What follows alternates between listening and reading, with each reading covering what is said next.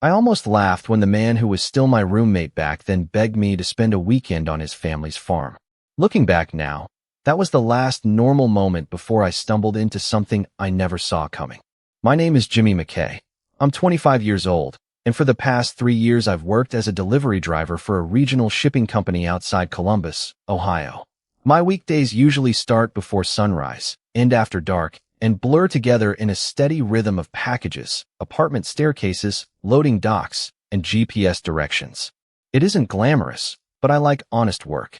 After 10 hours behind the wheel, all I usually want is a hot shower, something quick for dinner, and a quiet evening on the couch. That's probably why sharing a townhouse with Luke Dawson has worked out so well. Luke is 27 and works for the United States Postal Service. His schedule is almost as predictable as mine, and somehow we've developed the kind of friendship that happens without anyone planning it. We split grocery bills, argue over which streaming service to cancel every month, tease each other about whose turn it is to clean the kitchen, and somehow always end up eating takeout together on Friday nights anyway. We weren't the kind of roommates who finished each other's sentences, but we understood each other's routines so well that silence never felt awkward. Luke was the calmest person I'd ever met. Even when something went wrong, he never raised his voice. He just smiled, figured out a solution, and moved on. If I forgot to buy coffee, he'd quietly bring some home. If he had to work late, I'd leave dinner in the oven. It was simple, comfortable, and honestly easier than living alone. That's why his behavior started bothering me the moment it changed. It began on a Tuesday evening while I was heating leftover pasta in the microwave. Luke leaned against the kitchen counter with his arms folded, watching the microwave spin like it held the answer to some impossible question. Finally, he cleared his throat. "Can you take Thursday and Friday off next week?" he asked. I laughed without looking up. Unless someone plans to stop ordering packages across Ohio, probably not. He smiled, but it disappeared almost immediately. "I'm serious." I turned around. "What's going on?" "My parents want me to come home to the farm for a long weekend." "Sounds nice. I want you to come with me." That caught me completely off guard. "Me?" "Yeah." I stared at him for a second before shaking my head. "Luke, I appreciate it, but farms aren't really my thing."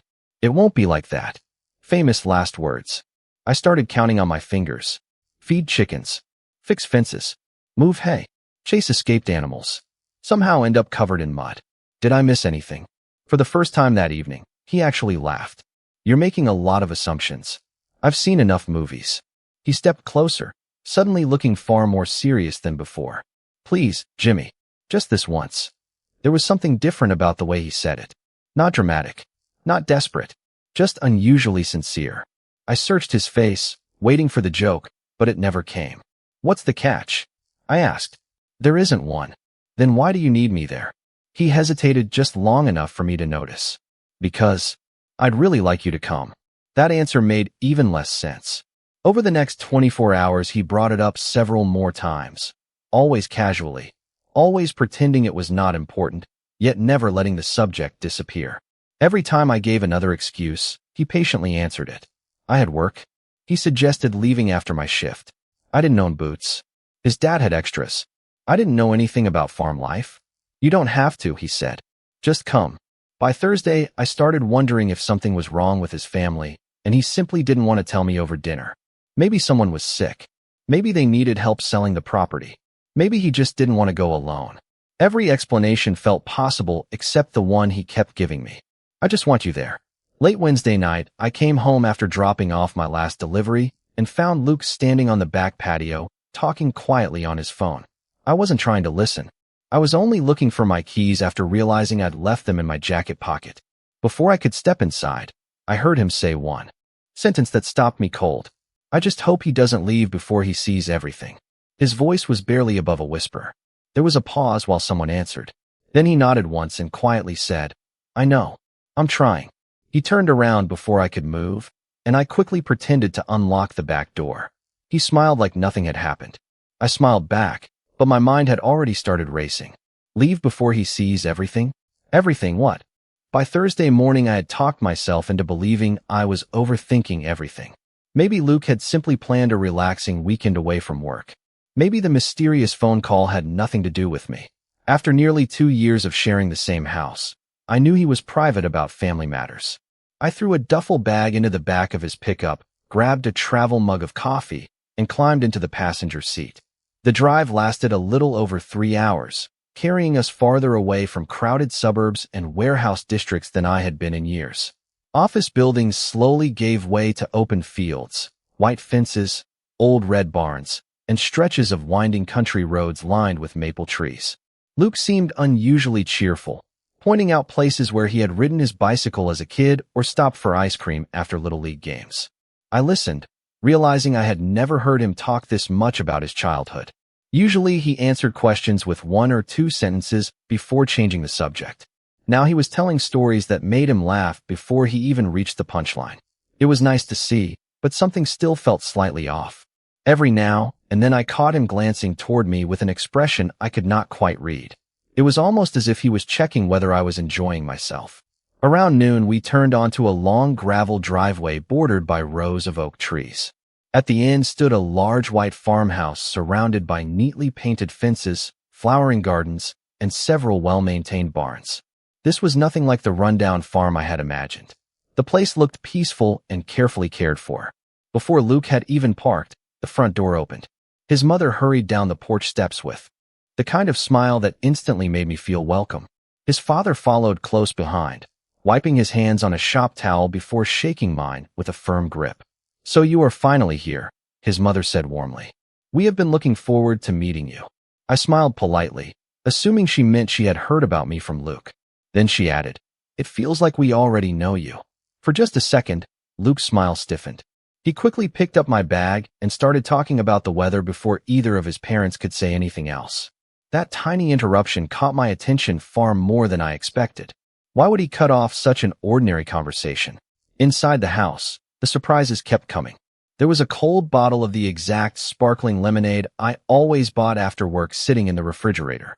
A fresh blueberry pie cooled on the kitchen counter, and Luke's mother casually mentioned she remembered hearing it was my favorite. My favorite. I had only told Luke that once months ago while we were shopping. Even stranger, the guest bedroom upstairs already had an extra phone charger beside the bed, a stack of mystery novels by my favorite author on the nightstand, and thick blackout curtains just like the ones I had installed in our townhouse because I struggled to sleep after early morning delivery shifts. I stood in the doorway, looking around the room in silence. Luke leaned against the frame with an awkward grin. "Pretty comfortable, right?" I looked back at him. "Did you tell them all of this?" "Maybe." "Luke." He rubbed the back of his neck. "I might have mentioned a few things." "A few things?" It felt like someone had studied my daily routine for months. During lunch, the feeling only grew stronger. His father asked thoughtful questions about my delivery routes. His younger cousin joked about city traffic as if we had met before. Even Luke's grandmother smiled and said, "Now I finally have a face to go with all the stories." I almost asked what stories she meant, but Luke accidentally dropped his fork onto the floor at that exact moment. The loud clatter interrupted everyone, and by the time the conversation settled again, the subject had disappeared. Maybe it really was an accident. Maybe it was not. That afternoon, we walked across the property while Luke showed me orchards, vegetable fields, and a small pond where he used to fish with his father. The farm was beautiful, yet I found myself paying less attention to the scenery than to the people around me. Every smile, every familiar comment, every knowing glance seemed connected by something I still could not see. As the sun began sinking behind the trees, I noticed Luke standing alone near one of the older barns, staring quietly at the weathered wooden doors as though he was trying to gather the courage to do something. When he finally turned toward me, he forced another easy smile, but it did not quite reach his eyes, and in that moment I became certain that whatever he had brought me here to discover had not started today. I woke before sunrise because complete silence has always done the opposite of helping me sleep. Back home, I was used to delivery trucks, traffic, and neighbors leaving for work before dawn. Out here, there was only the faint sound of birds and the breeze moving through the trees outside my window. I checked my phone. It was a little after 6. The house was still quiet, so I slipped on a sweatshirt and headed downstairs, expecting to make coffee before anyone else woke up. Instead, I found Luke's mother already standing in the kitchen, pouring batter onto a griddle. She smiled as if she had been expecting me. "Good morning, Jimmy. Coffee is already ready." I laughed. "You somehow knew I would be the first one awake?" Luke mentioned that you always wake up early, even on weekends. There it was again. Another small detail that somehow everyone in this house already knew. While she cooked breakfast, she casually asked whether I was enjoying myself. I admitted that the farm was much nicer than I had imagined. She seemed genuinely pleased before adding, "I think this weekend will mean more to both of you than you realize." Before I could ask what she meant, the back door opened and Luke's father walked in carrying a toolbox. The conversation shifted to repairing a fence after last week's storm, and the moment disappeared as quickly as it had come. That sentence stayed with me long after breakfast ended. "Mean more to both of you." It sounded carefully chosen. After everyone became busy with morning chores, I decided to explore the property on my own. The place was larger than I had realized the day before. Gravel paths connected gardens, equipment sheds, horse paddocks, and several older buildings tucked behind rows of maple trees. Eventually, I wandered farther than we had walked together the previous afternoon. That was when I noticed a smaller weathered building partially hidden behind one of the larger barns. It looked older than everything else on the property, but well-maintained, with fresh paint on the windows and flower boxes beneath them. The only unusual thing was the heavy padlock hanging from the front door. Curious, I stepped closer. Through one of the dusty windows, I could not see much beyond vague shapes covered by canvas cloths. I was just leaning slightly to improve the angle when I heard footsteps crunching across the gravel behind me. "Jimmy." I turned around. Luke was standing several yards away, breathing a little harder than normal, as though he had walked over quickly. For a second, neither of us spoke. Then I smiled awkwardly. I was just looking around. He nodded once before glancing toward the locked door. I figured, what is in there? He looked at the building for a long moment before meeting my eyes again. Not yet. His voice was calm, but it carried a firmness I had never heard from him before. There was no irritation or anger. It simply sounded final. I raised my hands. "All right. I was only curious." His expression softened almost immediately. "I know. I am sorry." We walked back toward the house together, but something between us had shifted. Until then, every strange moment could have been explained away by friendly hospitality or my own imagination. The locked building was different. Luke was clearly protecting something, and whatever it was had enough importance that he did not even try inventing an excuse. The rest of the afternoon felt strangely normal on the surface. We helped his father gather fresh vegetables from the garden, laughed when one stubborn goat refused to cooperate, and spent an hour sitting on the porch drinking iced tea while his grandmother shared funny stories about Luke as a little boy. Everyone seemed relaxed except Luke. Every so often I caught him checking the time or staring across the yard toward the old building before forcing himself back into the conversation. Around sunset, we found ourselves alone near the fence overlooking a wide pasture glowing under the evening light. After several quiet minutes, Luke finally spoke. "I know this weekend has probably been confusing. That is one way to describe it." He let out a small laugh before becoming serious again. "Tomorrow, everything will make sense." I searched his face, hoping for some clue, but he simply smiled with the same mixture of hope and nervousness I had noticed all week. As we walked back toward the farmhouse, I glanced over my shoulder one last time. The locked building stood alone beneath the fading sky, and for reasons I still could not explain, I had the unmistakable feeling that whatever waited behind those doors was somehow connected to me. Saturday morning, I expected Luke to walk me straight to the locked building after breakfast. Instead, he acted as though the conversation from the night before had never happened. After helping his father load a few empty feed bags into the back of an old utility vehicle, he looked over at me with an easy smile. "Come on. There are still a few places I have never shown you." I stared at him for a second. I thought today was the day everything was supposed to make sense. "It is," he replied. "Just not yet." I laughed under my breath. "You really enjoy keeping people curious." "Not usually." There was enough honesty in that answer to keep me from pushing any harder. We spent the morning walking farther across the property than we had the day before. Behind the orchards was a narrow trail that followed a shallow creek shaded by tall sycamore trees. Luke told me he used to spend entire summers exploring those woods with neighborhood friends, building forts out of fallen branches and pretending they were cabins deep in the wilderness. Listening to him describe those memories felt strangely different from hearing anyone else talk about childhood. There was no exaggeration, no attempt to impress me. He simply sounded happy to remember. At one point, we crossed the creek using a line of flat stones sticking out of the water. I stepped onto one that shifted slightly beneath my boot. Before I could regain my balance, Luke instinctively reached out and caught my forearm. His grip lasted only a second before he let go, smiling as if nothing unusual had happened. "Careful," he said. "Those rocks move after heavy rain. You could have warned me before I stepped on it." Where would the fun have been in that? We both laughed, but something about that brief moment lingered in my mind long afterward. It was not the fact that he had steadied me. Any good friend would have done the same. It was how naturally it happened, without hesitation or thought. Later we climbed a gentle hill overlooking most of the property. From there I could see the farmhouse, the barns, fenced pastures, rows of apple trees, and fields stretching toward the horizon. The view was peaceful enough that neither of us spoke for several minutes. Finally I asked, "Why have you never brought me here before?" He shrugged. "I always wanted to." "Then why wait almost 2 years?" Instead of answering immediately, he picked up a small stone and tossed it into the grass below. I guess I kept waiting until the timing felt right. That answer created far more questions than it resolved. Before I could ask another one, his phone buzzed. He glanced at the screen, and for the briefest moment his expression changed from relaxed to anxious. He quickly silenced the call without answering. "Everything all right?" I asked.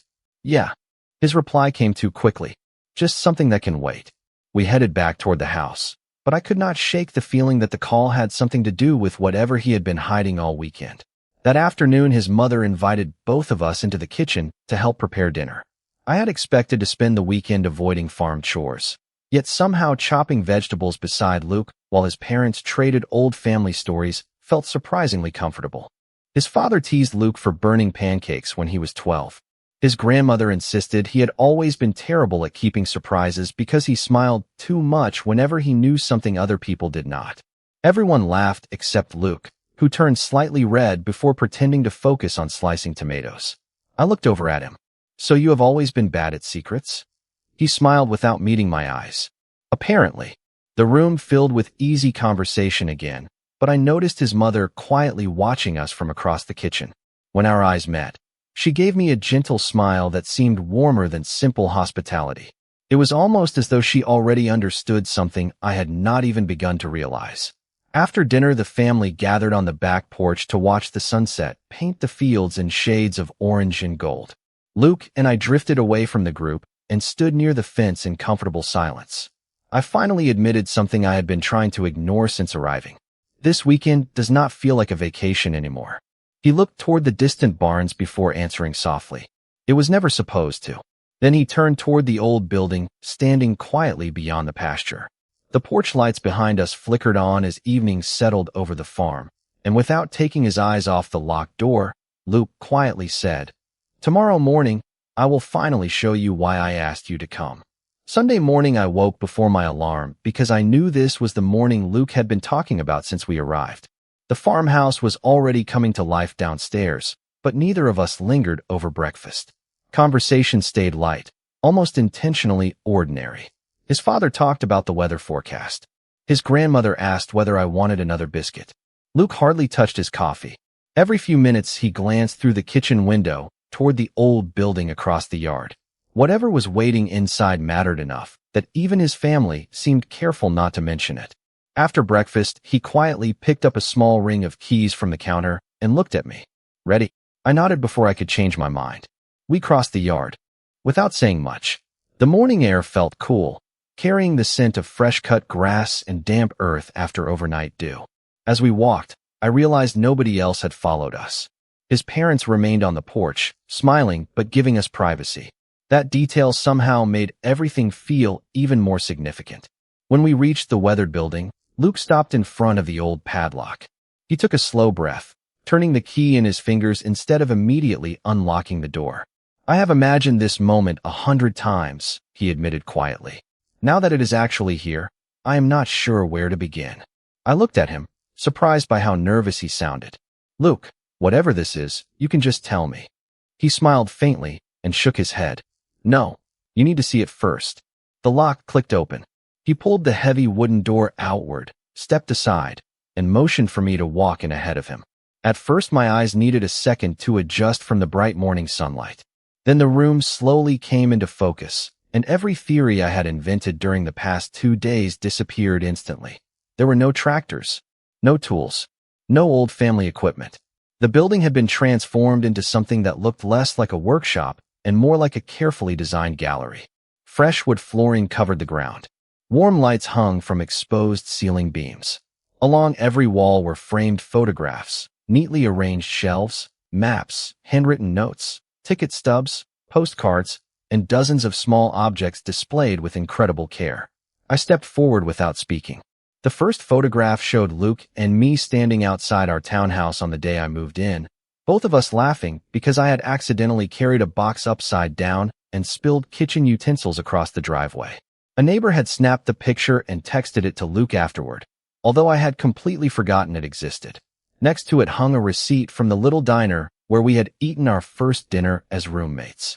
Beneath that sat the faded ticket from a minor league baseball game we attended after one of my delivery routes ended early. Every few feet, another memory appeared. A coaster from our favorite neighborhood coffee shop. A map with the hiking trail we had completed during a holiday weekend. A grocery shopping list where I had jokingly written, "Do not let Luke buy 12 kinds of cereal again." Somehow he had saved it. Nothing in the room felt stolen or secretly collected. Every object came from a moment we had shared together, small things that Luke had quietly kept after I would otherwise have thrown them away without a second thought. The farther I walked, the quieter I became. These were not random souvenirs. They were ordinary moments I barely remembered living, preserved with astonishing attention. Halfway across the room, I stopped in front of a large corkboard filled with handwritten notes. Some were only a sentence long. Others filled entire pages. None of them were addressed to anyone, yet nearly every one mentioned something we had experienced together. One read, "Today Jimmy stayed up until midnight helping me assemble a bookshelf even though he had to be at work before sunrise." Another simply said, "He never realizes how much his jokes change the mood after difficult days." I slowly turned toward Luke. "When did you make all of this?" He looked around the room with a mixture of embarrassment and quiet pride. "Whenever I came home to visit. Sometimes on long weekends, sometimes during vacation, and sometimes whenever I could stay for a few extra days. I built it a little at a time." "For how long?" He hesitated. "Almost 2 years." My mind struggled to process the answer. 2 years. Nearly the entire time we had lived together. I looked back at the walls, trying to understand why anyone would dedicate that much time to preserving memories that had seemed so ordinary. "Luke," I began, but the words disappeared before I finished the sentence. He walked over to one final display at the far end of the room, where a simple wooden easel stood covered by a linen cloth. Unlike everything else, it remained hidden. He rested one hand gently against the fabric before looking back at me with an expression I had never seen on his face before. "Everything you have seen so far explains what happened," he said softly. "What is behind this cloth?" "Explains why." For several long seconds neither of us moved. I could hear nothing except the faint creak of the old wooden beams overhead and the distant sound of birds outside. My eyes stayed fixed on the linen cloth covering the final display, while my mind tried to make sense of everything surrounding us. I had expected a surprise to be something practical, maybe a restored truck, a family project, or some elaborate joke. Instead, I was standing inside a room built almost entirely from moments I had never considered important enough to remember. Luke looked as though he was deciding whether he still had the courage to continue. Finally, he took one slow breath and gently lifted the cloth away. Resting on the easel beneath, it was not a painting or a photograph. It was a framed handwritten letter. Beside it sat a simple wooden picture frame containing a photograph of a younger Luke standing beside another young man who shared his eyes, his smile, and enough of his features that they were unmistakably related. They looked remarkably alike. Both were smiling with their arms around each other's shoulders. I immediately understood that I was looking at family, although I had never seen the man before. Luke carefully picked up the photograph. "This is my brother, Neil," he said quietly.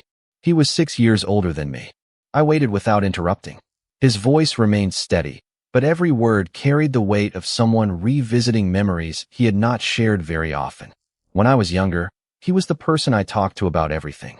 He could make a bad day feel small just by sitting with me for a few minutes. Luke looked down at the photograph before placing it back onto the easel.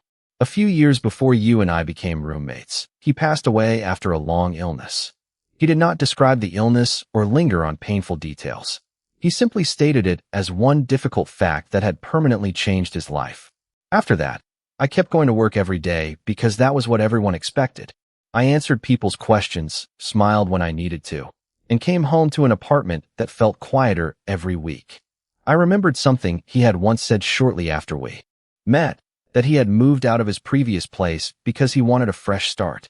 At the time, I had not thought much about it. Now those words carried an entirely different meaning. He gave a small smile. Then you answered an advertisement looking for a roommate. I laughed softly despite everything. I almost did not come to that showing because my delivery route ran late. I know, he replied. You apologized 3 times before you even walked through the front door. That memory came back to me instantly. I had been embarrassed because I hated being late. Luke continued. You probably do not remember what happened after you signed the lease. I frowned. Not really. You noticed I had almost nothing on the walls. You said the place looked temporary, like nobody actually lived there. The next day you brought home a framed city skyline from a discount store because you said every apartment deserved at least one picture. I blinked in surprise. I barely remembered buying it. It had cost less than $20 and seemed completely unimportant. Luke smiled gently. You thought you were decorating an empty wall. What you actually did was make the apartment start feeling like a home again. I looked around the room once more, noticing that many of the photographs were not extraordinary occasions. They showed grocery trips, movie nights, rainy afternoons, holiday decorations, and ordinary dinners around our tiny kitchen table. There were no grand adventures because that had never been the point. I realized then that Luke had heard countless stories about my life, while carefully protecting the most painful chapter of his own. Luke walked toward one section of the wall where a calendar page had been carefully preserved beneath glass. A single date was circled. Do you remember this day? I studied it for several seconds before shaking my head. No. I came home after one of the hardest days I had experienced since losing Neil. You never asked what was wrong because you could tell I did not want to talk. Instead, you ordered pizza, put on a terrible action movie, and spent the whole evening making fun of the unrealistic dialogue until I laughed.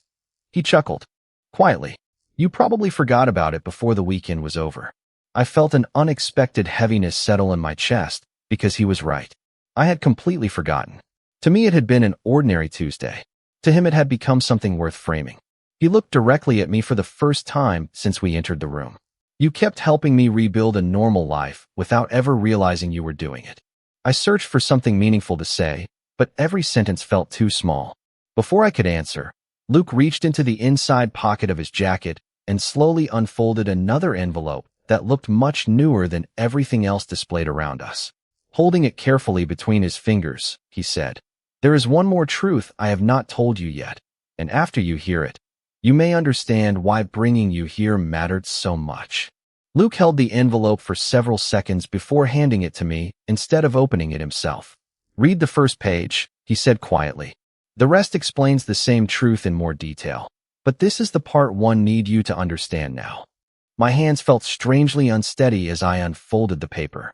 It was not a legal document or some dramatic announcement. It was a letter written in Luke's handwriting.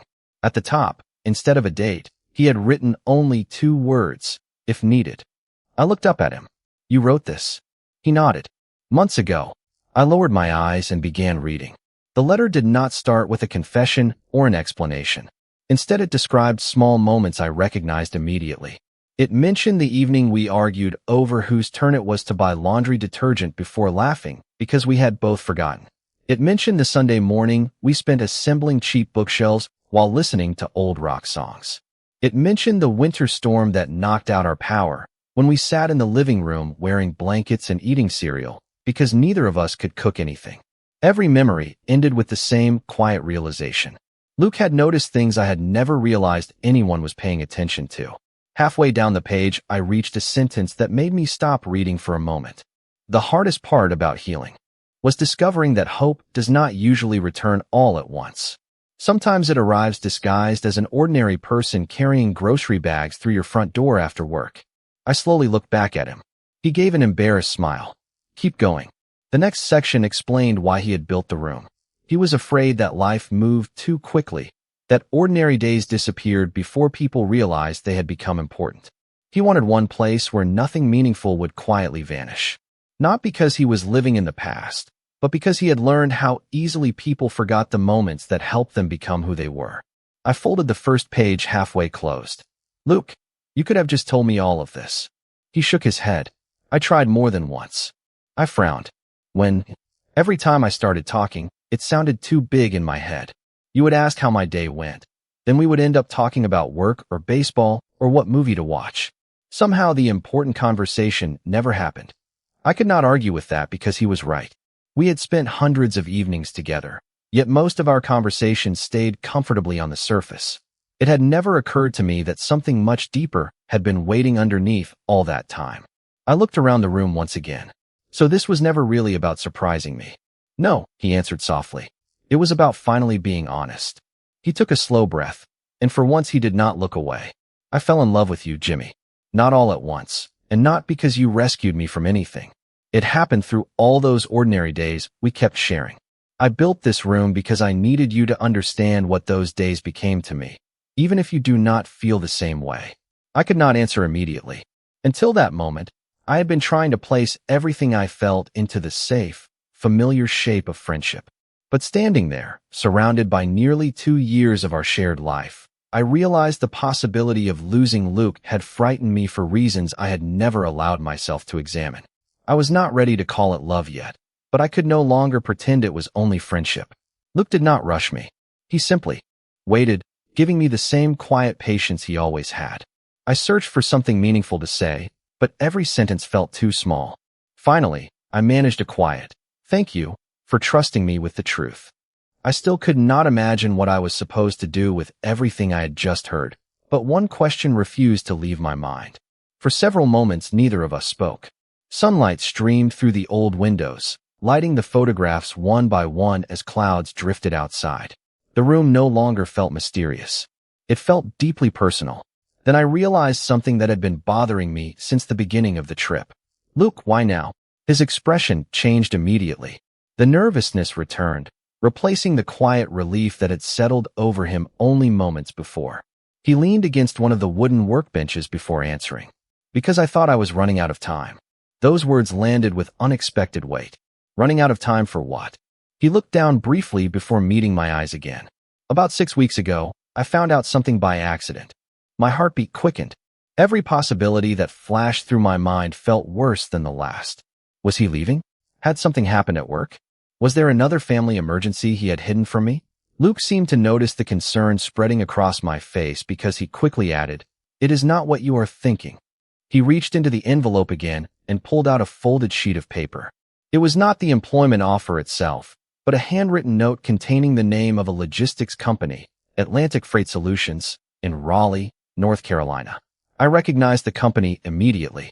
Months earlier, I had quietly applied for several management training positions without telling anyone, unsure whether anything would come of them. One company had eventually made an offer, but I had never accepted it.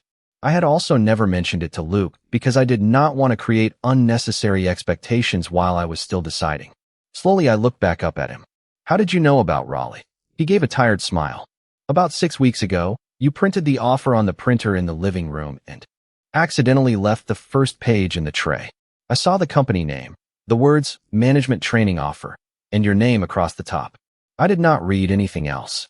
I put the page face down on your desk and never mentioned it." He paused before continuing. "But that was when I realized there was a real chance our time as roommates was coming to an end. I decided I could not keep postponing this conversation any longer." I stared at the company name on Luke's handwritten note for what felt like several minutes, although it could not have been more than a few seconds. I had imagined countless conversations about that envelope in my own head, but none of them looked anything like this. "Luke, I never accepted the position," I said quietly. "I was not even sure I wanted it." He nodded. "I know." That answer caught me by surprise. "You know? You never packed anything. You never started looking for apartments. Every evening you came home and acted exactly the same. I realized you were still deciding." He smiled faintly. "But I also knew that if the right opportunity came along, I had no right to ask you to stay." There was no resentment in his voice, only acceptance, and somehow that made his words even harder to hear. We stepped outside the workshop and began walking without choosing a direction. The late morning sun warmed the fields while a light breeze carried the scent of fresh hay across the property. Neither of us spoke for several minutes. The silence no longer felt uncomfortable. It felt necessary. Eventually, we reached the hill where we had watched the sunset the previous evening. We sat on the weathered wooden fence overlooking the orchards below. "Can I tell you something honestly?" I asked. Luke nodded. "When you first invited me here, I thought you wanted free labor." He laughed so suddenly that I could not help laughing with him. "I figured that crossed your mind." More than once. The laughter slowly faded, replaced by something quieter. I looked out across the fields before continuing. "The truth is, I applied for those management jobs because I thought I was supposed to. Everyone at work kept saying it was the logical next step. Better pay, bigger city, more opportunities." I shrugged. I never stopped to ask myself whether it was actually the life I wanted. Luke listened without interrupting. That was something he had always done well. He never rushed people toward an answer. After another long silence, he finally asked, "What do you want?" It sounded like a simple question, yet I realized I did not have a simple answer. I thought about the endless delivery routes, our tiny townhouse, Friday takeout dinners, grocery shopping after work, and every ordinary memory hanging inside that memory room. Until this weekend, I had measured my life by promotions, schedules, and future plans. Now I found myself measuring it by people instead. That realization unsettled me more than I expected. "I do not know," I admitted. Luke slowly stood. "Then do not decide today." I looked up at him. "Really? A decision made because you feel guilty would not be fair to either of us." He offered me his hand, helping me off the fence. "Come on. My parents are probably wondering where we disappeared to." The afternoon unfolded more quietly than the previous days. We helped gather apples from the orchard, shared lunch with his family on the back porch, and spent hours talking about ordinary things that suddenly felt much less ordinary. His father asked about my delivery routes. His grandmother insisted I take another slice of pie before we left the next morning. Watching everyone interact, I slowly understood why Luke had wanted me here instead of explaining everything back in our townhouse. This place held the people who had watched him rebuild his life. They already knew pieces of my story long before I knew theirs. As evening settled over the farm for our final night, Luke and I carried 2 folding chairs to the edge of the pasture and watched the stars appear one by one above the fields. There were no city lights bright enough to hide them. "Thank you for coming," he said after a while. I almost did not. "I know. I am glad I was wrong." He smiled without looking away from the sky. "Me too." We sat there for another hour talking about childhood dreams, first jobs, terrible apartments, favorite road trips, and the strange ways life connected people who would probably never have met otherwise. For the first time since becoming roommates, neither of us seemed interested in ending the conversation. When we finally walked back toward the farmhouse, my phone vibrated inside my jacket pocket. I pulled it out and immediately recognized the number on the screen. It was the hiring manager from Raleigh calling again, and for the first time since receiving that offer, I knew that whatever I said during the next conversation would change far more than my career. I looked at the phone until it stopped ringing. Neither of us spoke. The screen went dark, slipped back into my pocket, and the quiet evening settled around us once again. Luke did not ask who had called because he already knew. We walked the rest of the way to the farmhouse without mentioning Raleigh, the job offer, or anything waiting beyond the weekend. The next morning we packed the truck after breakfast. Luke's grandmother insisted on sending us home with enough homemade jam and fresh bread to fill a cooler. His father shook my hand and told me I was welcome back whenever I wanted. His mother hugged me before we left and quietly said, "Thank you for giving this weekend a chance." I smiled, still feeling as though I had experienced something I had not completely found the words to describe. The drive home felt very different from the drive out. 3 days earlier, I had spent most of the trip wondering what Luke was hiding. Now we talked about everything except the workshop. We argued about music on the radio, laughed about the stubborn goat that refused to cooperate, and stopped at the same roadside diner where Luke's father had taken him as a child. Everything looked ordinary again, yet nothing felt quite the same. By the time we pulled into our driveway that evening, I knew one thing with complete certainty. I could not make a decision about my future simply because it looked impressive on paper. After carrying my bag inside, I walked into my room, took the employment offer from my desk drawer, and read it one last time. The position offered a higher salary, a management title, and the opportunity to start over in a new city. A month earlier, those details had seemed impossible to ignore. Now another question mattered more. Would I actually be leaving behind a life I wanted, or only chasing the one I thought I was supposed to want? The following morning, during my lunch break, I stepped outside the distribution center and returned the hiring manager's call. I thanked her sincerely for the opportunity and explained that after careful consideration, I had decided to remain where I was. She wished me well, and the conversation ended with genuine kindness. When I hung up, I did not feel regret. I felt unexpectedly peaceful. That evening, I opened the front door to find Luke setting 2 grocery bags on the kitchen counter. He looked up and smiled. "How was work?" "Busy," I answered. Then I took a slow breath. "I called Raleigh today." His expression became careful, almost hesitant. "How did it go?" I turned it down. He stared at me for a long moment, clearly surprised. "Jimmy, you did not have to do that because of me." I shook my head. "I did not." He waited quietly. "I did it because this weekend helped me realize I did not want that particular job or that particular city. I still want to move forward with my career, but I am going to look for opportunities here instead of treating relocation as the only proof that I am succeeding." I leaned against the counter and laughed softly. I kept thinking home was somewhere I still had to find. It turns out I had already been building one without noticing. Neither of us spoke after that. The silence carried none of the uncertainty that had existed between us before the trip. Luke stepped closer with the same calm expression he always wore, although this time there was relief behind it. "I am really glad you came," he said. "So am I." I reached across the counter and took his hand. His fingers became still beneath mine, and his eyes searched my face as though he was afraid to misunderstand. "I am not staying because I owe you anything," I said. "I am staying because I want the chance to find out what this could become." Relief softened his expression.